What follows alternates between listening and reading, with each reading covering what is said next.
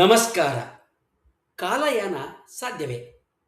ಕಾಲಯಾನ ಅಂದರೆ time travel ಕಾಲದಲ್ಲಿ ಹಿಂದಕ್ಕೆ ಮತ್ತೆ ಮುಂದಕ್ಕೆ ಸಾಗುವ ಕಲ್ಪನೆ ಮಾನವ ಮನಸ್ಸನ್ನು ಅತ್ಯಂತ ಆಳವಾಗಿ ಸೆಳೆದಿರುವ ವೈಜ್ಞಾನಿಕ ಮತ್ತು ತಾತ್ವಿಕ ವಿಷಯಗಳಲ್ಲಿ ಒಂದು. ಪ್ರಾಚೀನ ಕಥೆಗಳು, ಪುರಾಣಗಳು ಹಾಗೆಯೇ ಕಾದಂಬರಿಗಳು ಮತ್ತು ಚಲನಚಿತ್ರಗಳಲ್ಲಿ ಹಿಂದಿನ ಕಾಲಕ್ಕೆ ಹೋಗೋದು ಅಥವಾ ಭವಿಷ್ಯವನ್ನು ಮುಂಚಿತವಾಗಿ ನೋಡ್ತಕ್ಕಂಥದ್ದು ಅನ್ನುವ ಕಲ್ಪನೆ ಹಲವು ರೂಪಗಳಲ್ಲಿ ಕಾಣಿಸ್ಕೊಳ್ಳುತ್ತೆ. ಭಾರತದಲ್ಲಿ ಯೋಗಿಗಳು, ಋಷಿಗಳು, ತ್ರಿಕಾಲಜ್ಞಾನಿಗಳು ಅಂತಕ್ಕಂಥ ಒಂದು ನಂಬಿಕೆ ಇದೆ. ಅವರಿಗೆ ಹಿಂದೆ ನಡೆದದ್ದು ಮತ್ತು ಮುಂದೆ ನಡೆಯಲಿರುವುದು ಎಲ್ಲವೂ ಗೊತ್ತಾಗ್ತದೆ ಅಂತ ಜನ ನಂಬ್ತಾರೆ. ಭೂತ ಮತ್ತು ಭವಿಷ್ಯತ್ಗಳನ್ನು ಅರಿಯೋದು ಅಂತ ಹೇಳಿದ್ರೆ ಅದು ಕಾಲಯಾನ ಮಾಡೋದಕ್ಕೆ ಸಮಾನದಂಥ ಕ್ರಿಯೆ ಆಗುತ್ತೆ. ಇವೆಲ್ಲ ಕಾಲ್ಪನಿಕ ಸಂಗತಿಗಳು. ಇವುಗಳಿಗಿಂತ ಬೇರೆಯಾಗಿ ಆಧುನಿಕ ಭೌತ ವಿಜ್ಞಾನ ಕಾಲಯಾನವನ್ನು ಕೇವಲ ಕಲ್ಪನೆ ಅಂತ ನಿರಾಕರಿಸೋದಿಲ್ಲ. ಕಾಲಯಾನದ ಸಾಧ್ಯತೆಯ ಕೆಲವು ಅಂಶಗಳನ್ನು ಗಣಿತ, ಸಾಪೇಕ್ಷತಾ ಸಿದ್ಧಾಂತ ಅಂದರೆ ಥಿಯರಿ ಆಫ್ ರಿಲೇಟಿವಿಟಿ, ಹಾಗೆಯೇ ಖಗೋಳ ಮತ್ತು ಭೌತ ವಿಜ್ಞಾನದ ಆಧಾರದ ಮೇಲೆ ಗಂಭೀರವಾಗಿ ಪರಿಶೀಲನೆಗೆ ಎತ್ತುಕೊಳ್ಳುತ್ತೆ. ಕಾಲ ಕುರಿತಾಗಿ ಭಾರತೀಯ ತತ್ವಜ್ಞಾನಿಗಳು ತಮ್ಮದೇ ಆದಂತಹ ಕಲ್ಪನೆಗಳನ್ನು ಹೊಂದಿದ್ರು. ಈ ಕುರಿತಾದ ವಿಡಿಯೋಗಳ ಕೊಂಡಿ ವಿವರಣೆಯಲ್ಲಿದೆ, ಆಸಕ್ತರುಗಳನ್ನ ನೋಡಬಹುದು. ತತ್ವಶಾಸ್ತ್ರಕ್ಕಿಂತ ಬೇರೆಯದಾದ ರೀತಿಯಲ್ಲಿ ಭೌತ ವಿಜ್ಞಾನ ಕಾಲವನ್ನು ಲೆಕ್ಕಾಚಾರ, ಅಳತೆ ಮತ್ತು ವೀಕ್ಷಣೆಗಳ ಮೂಲಕ ತಿಳ್ಕೊಳ್ಳೋದಕ್ಕೆ ಪ್ರಯತ್ನವನ್ನು ಮಾಡ್ತದೆ. ತತ್ವಶಾಸ್ತ್ರದಲ್ಲಿರುವಂತೆ ಭೌತ ವಿಜ್ಞಾನದಲ್ಲಿ ಕಾಲ ಸ್ವತಂತ್ರ ಅಸ್ತಿತ್ವದಲ್ಲಿರುವ ಒಂದು ಪ್ರತ್ಯೇಕ ಘಟಕ ಅಲ್ಲ. ಕಾಲ ಯಾವಾಗಲೂ ದೇಶದೊಂದಿಗೆ ಅಂದರೆ ಸ್ಪೇಸ್ ಜೊತೆಗೆ ಕೂಡಿಕೊಂಡು ದೇಶಕಾಲ ಎನ್ನುವ ಒಗ್ಗೂಡಿದ ಏಕೀಕೃತವಾದ ರಚನೆಯನ್ನು ನಿರ್ಮಾಣ ಮಾಡುತ್ತೆ. ಈ ಒಗ್ಗೂಡಿದ ಪರಿಕಲ್ಪನೆಯನ್ನು ಆಲ್ಬರ್ಟ್ ಐನ್ಸ್ಟೀನ್ ಅವರ ಸಾಪೇಕ್ಷತಾವಾದ ಸಿದ್ಧಾಂತ ಗಟ್ಟಿಯಾದಂಥ ನೆಲೆ ಮೇಲೆ ಪ್ರತಿಷ್ಠಾಪನೆಯನ್ನು ಮಾಡಿದೆ. ಸಾಪೇಕ್ಷತಾವಾದದ ಪ್ರಕಾರ ಕಾಲ ಎಲ್ಲ ವೀಕ್ಷಕರಿಗೂ ಒಂದೇ ವೇಗದಲ್ಲಿ ಸಾಗೋದಿಲ್ಲ.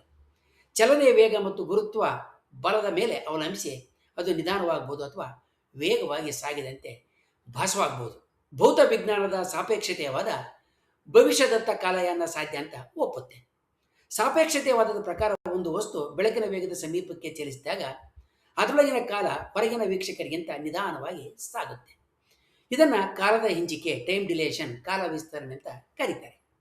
ಉದಾಹರಣೆಗೆ ಒಬ್ಬ ಅಂತರಿಕ್ಷದ ಯಾತ್ರಿಕ ಬೆಳಕಿನ ವೇಗದ ಸಮೀಪದ ವೇಗದಲ್ಲಿ ಕೆಲವು ವರ್ಷಗಳ ಪ್ರಯಾಣ ಮಾಡಿ ಭೂಮಿಗೆ ಮರಳಿದರೆ ಅವನ ಲೆಕ್ಕದಲ್ಲಿ ಕೆಲವು ವರ್ಷಗಳಷ್ಟೇ ಕಳೆದಿದ್ದರೆ ಭೂಮಿಯಲ್ಲಿ ಹಲವು ಶತಮಾನಗಳೇ ಕಳೆದಿರ್ತವೆ.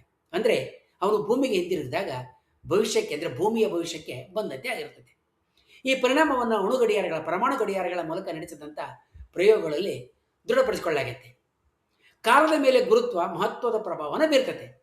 ಗುರುತ್ವ ಕಾಲದ ಹಿಂಜಿಕೆ ಅಂದ್ರಿಗಿನ ಟೈಮ್ ಡಿಲೇಷನ್ನು ಮಾಡುತ್ತೆ. ಅದರ ಪ್ರಕಾರ ಗ್ರಾವಿಟೇಷನಲ್ ಟೈಮ್ ಡಿಲೇಷನ್ ಪ್ರಕಾರ ಗುರುತ್ವ ಕ್ಷೇತ್ರ ಹೆಚ್ಚು ಬಲವಾಗಿದ್ದರೆ ಕಾಲ ನಿಧಾನವಾಗಿ ಸಾಗುತ್ತೆ.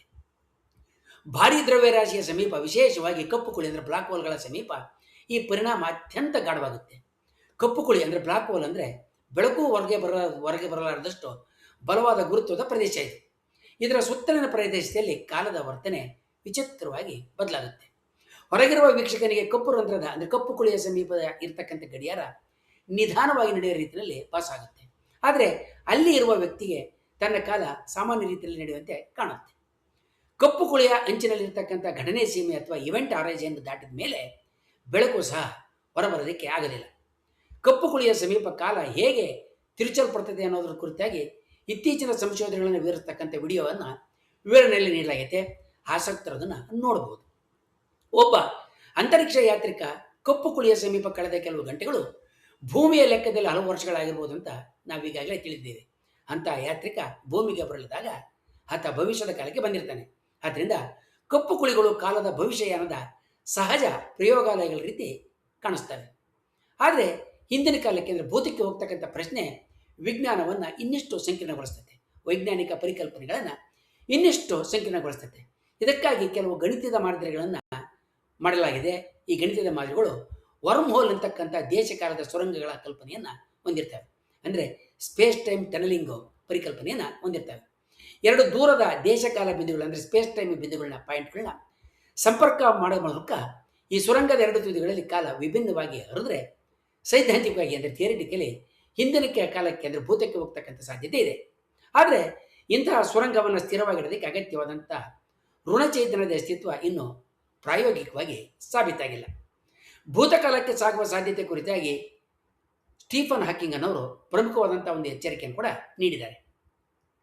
ಸ್ಟೀಫನ್ ಹಾಕಿಂಗ್ ಪ್ರತಿಪಾದನೆ ಮಾಡಿದಂಥ ಕಾಲಕ್ರಮ ಕಾಪಾಡಿಕೆ ಪರಿಕಲ್ಪನೆ ಅಂದರೆ ಕ್ರೊನಾಲಜಿ ಪ್ರೊಟೆಕ್ಷನ್ ಕಂಜೆಕ್ಚರ್ ಪ್ರಕಾರ ನಿಸರ್ಗ ತಾನಾಗಿಯೇ ಇತಿಹಾಸದ ಕ್ರಮವನ್ನು ಕಾಪಾಡ್ತದೆ. ಅಂದರೆ ಕಾಲದಲ್ಲಿ ಹಿಂದಕ್ಕೆ ಈಗಾಗಲೇ ನಡೆದಿರುವ ಘಟನೆಗಳನ್ನು ಬದಲಿಸ್ತಕ್ಕಂಥ ಅವಕಾಶವನ್ನು ಪ್ರಕೃತಿಯ ಮೂಲ ನಿಯಮಗಳು ತಡಿತವೆ. ಹಾಕಿಂಗ್ ಅವರ ವಾದದ ಮೂಲ ಅರ್ಥ ಏನಂತ ಹೇಳಿದರೆ, ಒಂದು ವೇಳೆ ವರ್ಮ್ ಹೋಲ್ ಮೂಲಕ ಹಿಂದಿನ ಕಾಲಕ್ಕೆ ಹೋಗುವ ವ್ಯವಸ್ಥೆ ರೂಪುಗೊಳ್ಳೋದಕ್ಕೆ ಆರಂಭ ಆದರೆ ಅದರೊಳಗೆ ಕ್ವಾಂಟಮ್ ಮಟ್ಟದಲ್ಲಿ ಅಪಾರ ಶಕ್ತಿಯ ಕಣಗಳು ಸಂಗ್ರಹ ಆಗ್ತವೆ. ಆ ಸಂಗ್ರಹಣೆ ಆ ರಚನೆಯನ್ನು ಕುಸಿಯುವಂತೆ ಮಾಡ್ತದೆ. ಅಂದರೆ ಕಾಲಯಂತ್ರ ನಿರ್ಮಾಣವಾಗುವ ಮೊದಲೇ ಅದು ನಾಶ ಆಗುತ್ತೆ. ಸ್ಟೀಫನ್ ಹಾಕಿಂಗ್ ಅವರ ಪ್ರಸಿದ್ಧ ಹಾಸ್ಯ ಮಿಶ್ರಿತ ತರ್ಕ ಇನ್ನೂ ಹೆಚ್ಚು ಜನಪ್ರಿಯ ಆಗಿದೆ. ಭವಿಷ್ಯದಲ್ಲಿ ಕಾಲಯಂತ್ರ ಕಂಡು ಹಿಡಿದಿದ್ದೇ ಆದರೆ ಭವಿಷ್ಯದಿಂದ ಬಂದ ಪ್ರವಾಸಿಗರು ಈಗ ನಮ್ಮ ನಡುವೆ ಕಾಣಿಸಿಕೊಳ್ಳಬೇಕಲ್ವೇ ಅಂತ ಅವರು ಒಂದು ರೀತಿಯಲ್ಲಿ ನಗೆಚಟಾಕಿಯನ್ನು ಹಾರಿಸ್ತಾರೆ.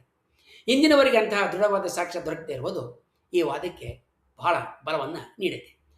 ಭೂತಕಾಲಕ್ಕೆ ಅಂದರೆ ಹಿಂದಿನ ಕಾಲಕ್ಕೆ ಸಾಗ್ತಕ್ಕಂಥ ಕಾಲಯಾನದ ಸಾಧ್ಯತೆಯನ್ನು ಕಾಲ ವಿರೋಧಾಭಾಸ ನಿರಾಕರಣೆ ಮಾಡ್ತದೆ. ಉದಾಹರಣೆಗೆ ಒಬ್ಬಾತ ಹಿಂದಿನ ಕಾಲಕ್ಕೆ ಹೋಗಿ ತನ್ನ ಪೂರ್ವಜರ ಜೀವನದಲ್ಲಿ ಬದಲಾವಣೆ ಮಾಡಿದರೆ ಅವನದೇ ಅಸ್ತಿತ್ವ ಪ್ರಶ್ನಾರ್ಥಕವಾಗ್ಬೋದು. ಏಕೆಂದರೆ ಒಬ್ಬಾತ ಕಾಲದಲ್ಲಿ ಹಿಂದಕ್ಕೆ ಸಾಗಿ ತನ್ನ ತಾತನನ್ನೋ ತಂದೆಯನ್ನು ಕೊಲೆ ಮಾಡಿದರೆ ಈತ ಹುಟ್ಟತಕ್ಕಂಥ ಸಾಧ್ಯತೆ ಇರೋದಿಲ್ಲ. ಆದ್ದರಿಂದ ಕಾರ್ಯ ಮತ್ತು ಫಲಿತಾಂಶ ಇವುಗಳ ಸಂಬಂಧ ಮುರಿದು ಬಿದ್ದೋಗುತ್ತೆ. ವಿಜ್ಞಾನದಲ್ಲಿ ಇದನ್ನು ಗ್ರೌಂಡ್ ಫಾದರ್ ಪ್ಯಾರಾಡಾಕ್ಸ್ ಅಂತ ಕರೀತಾರೆ. ಕಪ್ಪು ಕುಳಿಗಳಂದರೆ ಬ್ಲಾಕ್ ಹೋಲ್ ವಿಷಯದಲ್ಲಿ ಹಾಕಿಂಗ್ ಮತ್ತೊಂದು ಮಹತ್ವರವಾದಂಥ ಕೊಡುಗೆಯನ್ನು ನೀಡಿದ್ದಾರೆ. ಇದನ್ನು ಹಾಕಿಂಗ್ ವಿಕಿರಣತೆ, ಹಾಕಿಂಗ್ ರೇಡಿಯೇಷನ್ ಅಂತ ಕರೀತಾರೆ. ಇದರ ಪ್ರಕಾರ ಕಪ್ಪು ಕುಳಿಗಳು ಅಂದರೆ ಬ್ಲ್ಯಾಕ್ ಹೋಲ್ಸ್ ಸಂಪೂರ್ಣವಾಗಿ ಶಾಶ್ವತವಾಗಿ ಇರೋದಿಲ್ಲ. ಕ್ವಾಂಟಮ್ ಪರಿಣಾಮಗಳಿಂದ ಅವು ಕೂಡ ನಿಧಾನವಾಗಿ ಚೈತನ್ಯವನ್ನು ಕಳೆದುಕೊಂಡು ಅಂತಿಮವಾಗಿ ಕೊನೆಯಲ್ಲಿ ಅವು ಕೂಡ ಆವಿಯಾಗಿ ಕಣ್ಮರೆಯಾಗಬಹುದು. ಇದು ಕಾಲ, ಗುರುತ್ವ ಮತ್ತು ಕ್ವಾಂಟಮ್ ಭೌತವಿಜ್ಞಾನ ಪರಸ್ಪರ ಆಳವಾಗಿ ಬೆಸ್ಕೊಂಡಿರೋದನ್ನು ಸೂಚಿಸುತ್ತದೆ. ಆದ್ದರಿಂದ ಇಂದಿನ ವೈಜ್ಞಾನಿಕ ಸ್ಥಿತಿಗತಿನಲ್ಲಿ ಒಂದು ಸ್ಪಷ್ಟ ನಿರ್ಣಯವನ್ನು ವೈಜ್ಞಾನಿಕ ರೀತಿಯಲ್ಲಿ ತಾಳೋದಕ್ಕೆ ಸಾಧ್ಯ. ಸಾಪೇಕ್ಷತಾವಾದ ಭವಿಷ್ಯದತ್ತ ಕಾಲಯಾನವನ್ನು ಒಪ್ಪಿಕೊಂಡ್ರೆ ಭೂತಕಾಲಕ್ಕೆ ಸಾಗುವ ಕಾಲಯಾನ ಸಾಧ್ಯವಿಲ್ಲ ಅಂತ ಹೇಳುತ್ತೆ. ಇದಕ್ಕೆ ನಿಸರ್ಗದ ನಿಯಮಗಳು ಅಡ್ಡಿಯಾಗಿದ್ದಾವೆ. ಕಾಲಯಾನ ಇನ್ನು ವೈಜ್ಞಾನಿಕ ಕಲ್ಪನೆಯ ಗಡಿಯಲ್ಲಿರುವ ವಿಷಯ ಆದರೂ ಕೂಡ ಅದರ ಅಧ್ಯಯನದಿಂದ ಕಾಲ ಅಂದ್ರೇನು, ಅದರ ಗುಣಲಕ್ಷಣಗಳೇನು, ಅದರ ಸ್ವಭಾವ ಏನು, ಬ್ರಹ್ಮಾಂಡದ ರಚನೆ ಮತ್ತು ಪ್ರಕೃತಿಯ ನಿಯಮಗಳನ್ನು ಕುರಿತಾದಂಥ ಆಳವಾದ ಪ್ರಶ್ನೆಗಳು ಮೂಡಿಬರ್ತವೆ. ಇದೇ ಕಾರಣಕ್ಕೆ ಕಾಲಯಾನ ಕುರಿತಂಥ ಸಂಶೋಧನೆ ಭವಿಷ್ಯದಲ್ಲಿಯೂ ಕೂಡ ಭೌತ ವಿಜ್ಞಾನದ ಅತ್ಯಂತ ಕುತೂಹಲಕಾರಿ ಕ್ಷೇತ್ರವಾಗಿ ಉಳಿಯಲಿದೆ.